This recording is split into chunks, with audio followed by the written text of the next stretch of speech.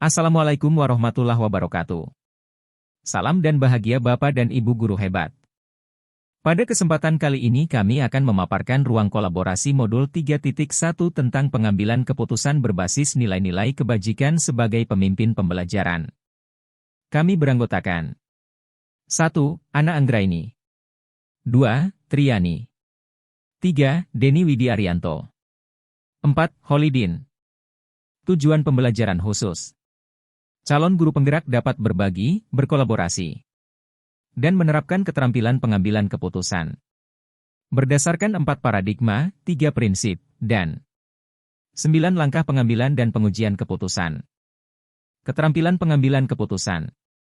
Sesulit apapun keputusan yang harus diambil untuk permasalahan yang sama-sama benar, sebagai seorang pemimpin, kita perlu mendasarkan keputusan kita pada 3 unsur yaitu berpihak pada murid, berdasarkan nilai-nilai kebajikan universal, dan bertanggung jawab terhadap segala konsekuensi dari keputusan yang diambil.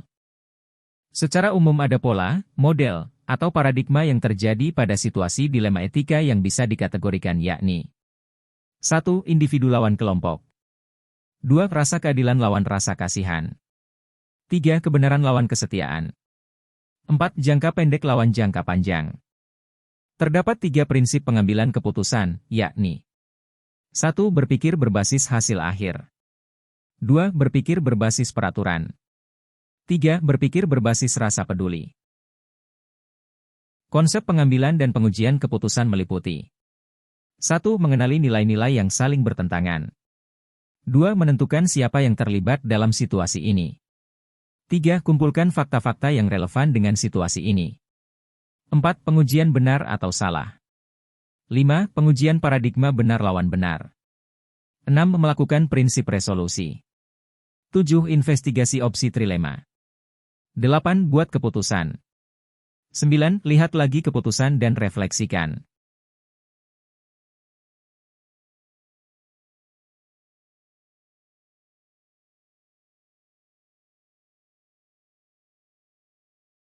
Deskripsi kasus siswa. Andi, seorang siswa SMA, menghadapi tantangan yang tak biasa. Orang tuanya bekerja di Palembang, meninggalkan Andi bersama neneknya. Neneknya, seorang wanita tangguh yang mengurus kebun, berusaha memastikan Andi berangkat sekolah setiap hari. Setiap pagi, neneknya dengan sabar membangunkannya, tetapi Andi tidak kunjung bangun. Dia terjebak dalam dunia permainan, begadang hingga larut malam. Saat neneknya pergi bekerja di kebun, Andi sering memutuskan untuk tidak berangkat sekolah. Neneknya, yang tidak tahu apa yang terjadi. Menjelang 3 bulan di akhir semester, Andi akhirnya mendapatkan teguran keras dari pihak sekolah baik itu dari wali kelas, guru BK maupun kepala sekolah untuk merubah sikap dan tidak disiplinnya tersebut. Pihak sekolah pun membuat kesepakatan terhadap kasus Andi bahwa anak tersebut dapat dinaikkan nantinya jika bisa mengejar ketertinggalan tugas-tugas dan penilaian hariannya selama ini. Tetapi pada kenyataannya, lagi-lagi semua tidak sesuai dengan apa yang diharapkan. Dalam kasus ini jika si Andi tetap tidak sering masuk sekolah bisa jadi akhirnya Andi tidak bisa naik kelas tetapi jika seandainya Andi tidak naik kelas, ada rasa prihatin terhadap neneknya Andi yang sudah diamanahkan oleh orang tuanya dengan harapan bisa menjaga Andi dan membimbingnya hingga bisa menyelesaikan pendidikannya di sekolah tersebut. Tahapan pengambilan keputusan.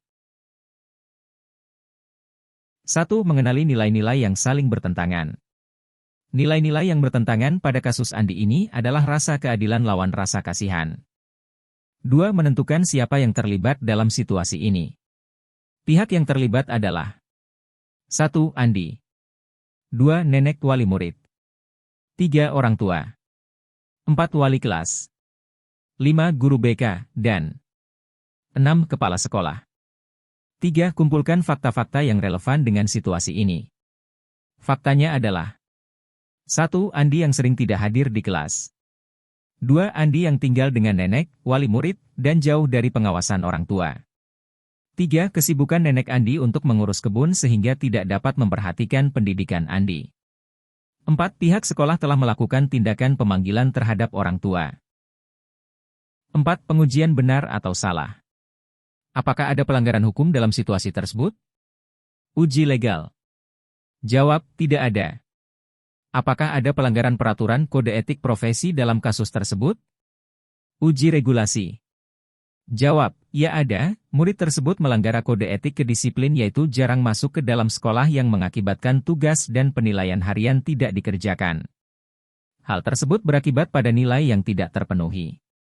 Jika banyak nilai yang kosong, siswa tersebut terancam tidak naik kelas, namun jika guru langsung memberikan nilai maka mengajarkan murid tersebut tidak bertanggung jawab dan tidak adil untuk murid yang lain. Berdasarkan perasaan dan intuisi Anda, apakah ada yang salah dalam situasi ini? Uji intuisi. Ya ada, seharusnya fokus murid tersebut adalah belajar dengan sungguh-sungguh bukan malah asik sibuk di luar di saat jam sekolah. Apakah yang Anda rasakan bila keputusan Anda dipublikasikan di media cetak, elektronik, ataupun viral di lingkungan pendidikan? Uji publikasi. Kami kurang nyaman jika keputusan saya dipublikasikan karena menyangkut keputusan dan kebijakan intern sekolah. 5. Pengujian paradigma benar lawan benar. Paradigma yang terjadi dalam situasi kasus ini adalah paradigma rasa keadilan dan rasa kasihan, justice versus mercy. 6. Melakukan prinsip resolusi. Prinsip berpikir berbasis rasa peduli, care-based thinking, karena pihak sekolah masih memiliki empati yang tinggi dan kepedulian dengan memberi waktu untuk anak tersebut berubah. 7. Investigasi opsi trilema. Sebuah penyelesaian yang kreatif dan tidak terpikir sebelumnya untuk menyelesaikan masalah, yaitu dengan melakukan pengawasan ketat. Sekolah dapat meningkatkan pengawasan terhadap kehadiran siswa. Misalnya, menghubungi orang tua jika siswa tidak masuk sekolah. 8. Buat keputusan. Keputusan yang diambil adalah memberikan waktu kepada anak selama 1 bulan untuk berubah. Jika di dalam jangka waktu 1 bulan tidak ada perubahan dan masih melakukan pelanggaran, surat pemberhentian yang telah disepakati menjadi sah. 9. Lihat lagi keputusan dan refleksikan. Berdasarkan keputusan yang diambil, maka anak ini tetap bisa sekolah asalkan di dalam jangka waktu 1 bulan tidak melanggar kesepakatan. Simpulan. Paradigma yang digunakan dalam studi kasus pilihan hasil pemaparan kami adalah paradigma rasa keadilan lawan rasa kasihan, justice versus mercy. Prinsip yang mendasari pemilihan keputusan yaitu prinsip berpikir berbasis rasa peduli, care-based thinking. Tahapan pengambilan dan pengujian terhadap kasus pilihan sudah tepat karena menerapkan 9 langkah pengambilan dan pengujian keputusan dalam permasalahan yang dihadapi. Terima kasih, semoga bermanfaat. Wassalamualaikum warahmatullahi wabarakatuh.